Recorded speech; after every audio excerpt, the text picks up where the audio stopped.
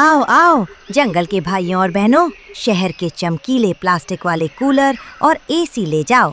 इस कड़कती गर्मी को दूर भगाओ। जो इसे खरीदेगा वही चैन की सांस पाएगा। वाह माँ, कितनी ठंडी हवा है। ऐसा लग रहा है जैसे हम शिमला आ गए हैं। और माँ, इसमें से कितनी प्यारी सोंधी सोंधी मिट्टी की खुशबू आ रही है। अरे बाप रे, बचाओ, कूलर में आग लग गई, धुआं निकल रहा है। भागो कालू, हमारा घोंसला तो तंदूर की तरह गर्म हो गया है। हमारी जान। तो ये रहे हमारी आज की वीडियो के प्यारे सब्सक्राइबर्स और फॉलोअर्स के नाम। प्रिंस, किंजल, देव, सोनू, प्राची। जो नहीं चुने गए, चिंता मत करो, अगली बार तुम भी बन सकते हो जंगल के सुपरस्टार। दोस्तों, अगर आप भी चाहते हैं मैं आपका नाम अपनी कहानी में लूं, तो देर किस बात की, जल्दी से कमेंट करके अपना। जून का महीना था। सुंदर वन में सूरज आग उगल रहा था। भयंकर गर्मी और लू के कारण जंगल के सभी पक्षी बेहाल थे। ऐसे में जंगल का घमंडी दुकानदार कालू कौवा शहर से महंगे, चमकीले और फैंसी प्लास्टिक के कूलर लेकर आया था। वह अपनी दुकान पर जोर जोर से चिल्ला रहा था। आओ आओ जंगल के भाइयों और बहनों, शहर के चमकीले प्लास्टिक वाले कूलर और एसी ले जाओ। इस कड़कती गर्मी को दूर भगाओ। जो इसे खरीदेगा वही चैन की सांस पाएगा। हाँ भाइयों, देखो मेरे कालू शहर से कितनी महंगी चीजें लाए हैं। अब पुराने जमाने की चीजें छोड़ो और हमारी दुकान से ये आलीशान कूलर खरीदो। कालू भाई, गर्मी तो बहुत है, लेकिन तुम्हारे ये प्लास्टिक के कूलर तो बहुत महंगे हैं। मेरी पूरी जमा पूंजी इसमें चली जाएगी। अरे तोते भाई, अगर ठंडी हवा चाहिए तो पैसे तो खर्च करने ही पड़ेंगे। अब सोचना क्या, जल्दी से पैसे निकालो और कूलर घर ले जाओ। गर्मी से तंग आकर तोते भाई, कबूतर दादा और जंगल के दूसरे पक्षियों ने अपनी पूरी जमा पूंजी देकर कालू से वे महंगे प्लास्टिक के कूलर खरीद लिए। रानो चिड़िया अपने छोटे बेटे कुकू के साथ एक छोटे से घोंसले में रहती थी। कुकू को गर्मी बहुत जल्दी लगती थी और वह गर्मी के मारे रोने लगा था। माँ, मुझे बहुत गर्मी लग रही है, मेरा सिर घूम रहा है। कालू अंकल के यहाँ से वो चमकीला प्लास्टिक का कूलर ले आओ ना माँ, प्लीज। शांत हो जाओ मेरे बच्चे, मेरे पास कालू की दुकान से महंगा कूलर खरीदने के लिए पैसे नहीं हैं, लेकिन तुम घबराओ मत, तुम्हारी माँ तुम्हारे लिए कुछ न कुछ जरूर करेगी। रानो चिड़िया समझदार और मेहनती थी। वह जंगल से सूखी घास की टट्टियाँ, नदी के पास से बांस की लकड़ियाँ और एक छोटा पुराना पंखा इकट्ठा करती है। वह दिन रात मेहनत करके अपने हाथों से एक सुंदर देसी घास का कूलर बनाती है। तभी वहाँ से कालू और गौरी गुजरते हैं और रानो का मजाक उड़ाने लगते हैं। अरे रानो, ये क्या सूखी घास और कबार इकट्ठा करके बैठ गई हो? इस सूखी घास से भला कोई कूलर बनता है? सही कहा गौरी। रानो बहन, इस घास के डिब्बे से ठंडी हवा नहीं, सिर्फ गर्म हवा निकलेगी। थोड़े पैसे कमाती तो हमारी दुकान से असली प्लास्टिक का कूलर ले जाती। कालू भाई, मेरी यह देसी घास और खस भले ही चमकीली ना हो, लेकिन मुझे अपनी मिट्टी और प्रकृति पर पूरा भरोसा है। यह मेरे बच्चे को जरूर ठंडक देगी। दोपहर होते ही गर्मी अपनी चरम सीमा पर पहुंच गई। आसमान से आग बरसने लगी और तेज लू चलने लगी। तभी कालू के बेचे हुए प्लास्टिक के कूलरों में एक अजीब खराबी आने लगी। अरे बाप रे, कालू कौवे, ये कैसा कूलर दिया है तुमने? इसके अंदर का पानी उबलने लगा है और इसमें से तो आग जैसी गर्म हवा निकल रही है। हम तो गर्मी से और झुलस गए। हाँ कालू, मेरा प्लास्टिक का कूलर तो अंदर से खौल रहा है। इसमें कोई ठंडक नहीं है। बचाओ, हमें बहुत गर्मी लग रही है। पूरे जंगल के पक्षी प्लास्टिक के कूलर की गर्म हवा से तड़पने लगे, लेकिन दूसरी तरफ जैसे ही रानो चिड़िया ने अपने बनाए देसी कूलर की घास पर पानी डाला और पंखा चलाया, एक जादू हो गया। वाह माँ, कितनी ठंडी हवा है। ऐसा लग रहा है जैसे हम शिमला आ गए हैं। और माँ, इसमें से कितनी प्यारी सोंधी सोंधी मिट्टी की खुशबू आ रही है। मुझे बहुत अच्छा लग रहा है। रानो के घास वाले कूलर से इतनी ठंडी और खुशबूदार हवा निकल रही थी कि कूकू की सारी चिड़चिड़ाहट गायब हो गई और वह चैन से सो गया। जब कालू कौवे ने देखा कि उसके बेचे हुए प्लास्टिक के कूलरों की बदनामी हो रही है और सब पक्षी रानो के कूलर की तारीफ कर रहे हैं, तो वह गुस्से और लालच में अंधा हो गया। वह अपने घोंसले में जाता है। गौरी, ये जंगल वाले बेवकूफ हैं। मैं अभी अपने घोंसले में एक साथ दो बड़े प्लास्टिक के कूलर चलाकर दिखाऊंगा कि असली ठंडक कहाँ होती है।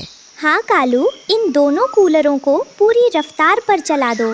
कालू लालच में आकर दोनों प्लास्टिक के कूलरों को पूरी ताकत पर चला देता है, लेकिन बाहर की भयंकर गर्मी और अंदर की ओवरहीटिंग के कारण प्लास्टिक पिघलने लगता है। अचानक कूलर की मोटर में एक जोरदार धमाका होता है और शॉर्ट सर्किट हो जाता है। अरे बाप रे, बचाओ! कूलर में आग लग गई, धुआं निकल रहा है। भागो कालू, हमारा घोंसला तो तंदूर की तरह गर्म हो गया है। हमारी जान निकल रही है, बचाओ! कालू और गोरी गर्मी और धुएं से बेहाल होकर तड़पने लगते हैं और नीचे गिरने वाले होते हैं। रानो चिड़िया कालू के घोंसले से धुआं निकलते और उन्हें तड़पते हुए देख लेती है। वो पुरानी दुश्मनी और उनके ताने भूलकर तुरंत आगे आती है। कालू भाई, गोरी बहन, जल्दी से नीचे आओ और मेरे घोंसले में आ जाओ। कालू और गोरी हांफते हुए रानो के ठंडे घोंसले में बैठ जाते हैं। रानो चिड़िया अपने घास के कूलर का रुख कालू के घोंसले की तरफ कर देती है। जैसे ही घास के कूलर की ठंडी ठंडी सोंधी हवा कालू और गोरी को छूती है, उनके धुएं से भरे फेफड़ों को राहत मिलती है और उनकी जान में जान आती है। रानो बहन, इस ठंडी हवा ने तो मेरी डूबती हुई जान बचा ली, वरना आज उस जहरीले धुएं और गर्मी में हम दोनों तो मर ही जाते। हाँ रानो बहन, हम कितने बुरे हैं ना। हम सुबह तुम्हारी इसी सूखी घास का मजाक उड़ा रहे थे, तुम्हें गरीब कहकर चिढ़ा रहे थे, लेकिन तुमने हमारे सारे ताने भूलकर अपनी ठंडी हवा से हमारे फेफड़ों की आग को शांत कर दिया। हमें माफ कर दो बहन। शाम होते होते जंगल के बाकी पक्षी भी बरगद के पेड़ के नीचे इकट्ठा हो जाते हैं। कालू कौवा शर्म से पानी पानी हो रहा था। वो सबके सामने आगे बढ़ता है और रानो के सामने हाथ जोड़ लेता है। रानो बहन, मुझे माफ कर दो। मैं पैसों और शहर की चमकीली चीजों के घमंड में अंधा हो गया था। मैं भूल गया था कि जो सच्चा सुख, ठंडक और सुकून हमारी धरती की प्राकृतिक घास, खस और मिट्टी में है, वो शहर की इस महंगी और नकली प्लास्टिक में कहाँ। तुमने आज हमारी जान बचाई है बहन, मुझे माफ कर दो। कालू भाई, गोरी बहन, गलती का एहसास हो जाना ही सबसे बड़ी बात है। हमारी प्रकृति ने हमें बहुत सी सुंदर चीजें दी हैं, हमें बस उन्हें समझना चाहिए। कालू कौवा उसी वक्त अपनी फैंसी प्लास्टिक की दुकान हमेशा के लिए बंद कर देता है। वो रानो चिड़िया से हाथ मिलाता है और एक नई शुरुआत करता है। अब से मैं कोई नकली सामान नहीं बेचूंगा। रानो बहन, क्या तुम मेरे साथ मिलकर जंगल के सभी पक्षियों के लिए कम पैसों में मिट्टी के सुंदर बर्तन और घास वाले कूलर बनाने का काम शुरू करोगी, ताकि किसी गरीब पक्षी की जमा पूंजी ना लूटे? क्यों नहीं कालू भाई, ये तो बहुत अच्छा काम है। अब रानो और कालू मिलकर जंगल में सुंदर सुंदर खस के कूलर बनाते हैं। जंगल का हर पक्षी बहुत ही कम पैसों में अपने घर में कूलर ले आता है। रानो, कूकू और पूरा जंगल परिवार अब खुशी खुशी रहने लगता है। तो प्यारे बच्चों, हमें इस कहानी से ये सीख मिलती है कि दिखावे की नकली और महंगी चीजों से ज्यादा हमारी मिट्टी और प्रकृति से जुड़ी देसी चीजें ही संकट के समय सच्ची राहत और सुख देती हैं। हमें हमेशा अपनी प्रकृति का सम्मान करना चाहिए। सुंदरवन में रानो नाम की एक बहुत ही दयालु और भोली चिड़िया रहती थी। उसी जंगल में गोरी नाम की एक बहुत ही आलसी और मतलबी कवि भी रहती थी। एक दिन गोरी कवि झरने के पास अपने अंडे के साथ बैठी थी। तभी उसकी सहेली सुंदरी कवि वहां उड़ती हुई आई। अरे गौरी, तुम यहाँ बैठी क्या कर रही हो? तुम्हें पता है पास वाले किसान के खेत में कितनी मीठी मीठी मकई आई है? चलो चलकर मकई खाते हैं। अरे सुंदरी, मेरा तो मकई खाने का बहुत मन है, लेकिन मैं इस अंडे को अकेला कैसे छोड़ दूं? कोई जानवर इसे नुकसान पहुंचा सकता है। अरे तुम भी कितनी भोली हो। इस सुंदर फूल के ऊपर अंडे को छुपाकर रख दो। हम जल्दी से मकई खाकर वापस आ जाएंगी, किसी को पता भी नहीं चलेगा। हाँ सुंदरी, तुम ठीक कह रही हो। मकई खाना ज्यादा जरूरी है, अंडा तो यही रहेगा। गौरी कवि मकई खाने के लालच में अपने मासूम अंडे को झरने के पास एक फूल पर अकेला छोड़कर सुंदरी के साथ उड़ जाती है। कुछ देर बाद रानो चिड़िया दाना ढूंढते हुए झरने के पास पहुंचती है। अचानक उसकी नजर उस अकेले अंडे पर पड़ती है। अरे, ये अंडा यहाँ धूप में अकेला क्यों पड़ा है? इसकी माँ कहाँ चली गई? अगर कोई चील या कौवा इसे देख लेगा तो खा जाएगा। मुझे इसके माता पिता को ढूंढना चाहिए। रानो चिड़िया उस अंडे को अपनी टोकरी में रखती है और पूरे जंगल में घूम घूम कर सब पक्षियों से पूछने लगती है। तभी रास्ते में उसे गौरी और सुंदरी मकई खाकर वापस आती हुई मिलती हैं। गौरी बहन, सुंदरी बहन, देखो, मुझे झरने के पास ये अकेला अंडा मिला है। क्या ये सुंदर अंडा तुम दोनों में से किसी का है? अगर मैंने कह दिया कि ये मेरा अंडा है तो रानो मुझे डांटेगी कि मैं अंडे को अकेला छोड़कर मकई खाने गई थी और फिर मुझे रोज इसकी देखभाल भी करनी पड़ेगी। मेरी मौज मस्ती बंद हो जाएगी। नहीं नहीं रानो, ये काला अंडा मेरा नहीं है। मैं तो सुबह से सुंदरी के साथ घूम रही हूँ। ये किसी और का होगा।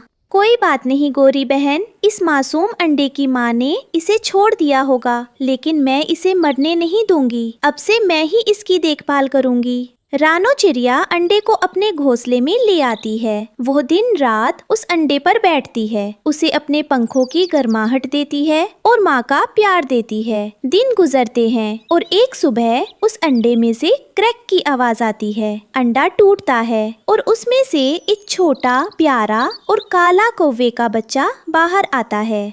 माँ, मेरी प्यारी माँ, मुझे बहुत भूख लगी है। ओ मेरे प्यारे बच्चे, मैं ही तुम्हारी माँ हूँ। देखो, मैं तुम्हारे लिए मीठे मीठे फलों का रस लाई हूँ। इसे पी लो मेरे लाल। रानो चिड़िया उस बच्चे का नाम गोलू रखती है। गोलू रानो को ही अपनी असली माँ समझकर बड़ा होने लगता है। रानो उसे अपनी चोंच से दाना खिलाती और रात को अपने सीने से लगाकर सुलाती। कुछ महीने बीत जाते हैं। गोलू अब थोड़ा बड़ा हो गया है। एक दिन गौरी कवि की नजर रानो के घोंसले पर पड़ती है। वो देखती है कि उसका बच्चा कितना तंदुरुस्त और प्यारा हो गया है। गौरी के मन में लालच आ जाता है। वो रानो के घोंसले पर धमक पड़ती है। ए रानो चिड़िया, इस बच्चे को अभी के अभी मुझे दे दो। ये मेरा बच्चा है। तुमने उस दिन झरने के पास से मेरा अंडा चुराया था। नहीं गौरी बहन, ऐसा मत कहो। उस दिन तुमने खुद कहा था कि ये अंडा तुम्हारा नहीं है। मैंने इसे पाल पोस कर बड़ा किया है। ये मुझसे बहुत प्यार करता है।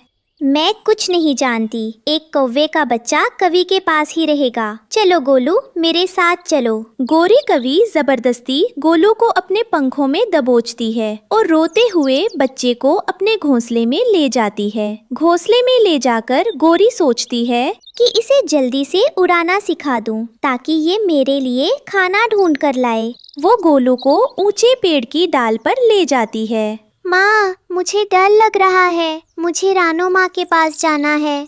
मुझे उड़ना नहीं आता। रोना बंद करो। कौवे के बच्चे रोते नहीं हैं। जब तक पेड़ से कूदोगे नहीं, तब तक उड़ना कैसे सीखोगे? ये लो।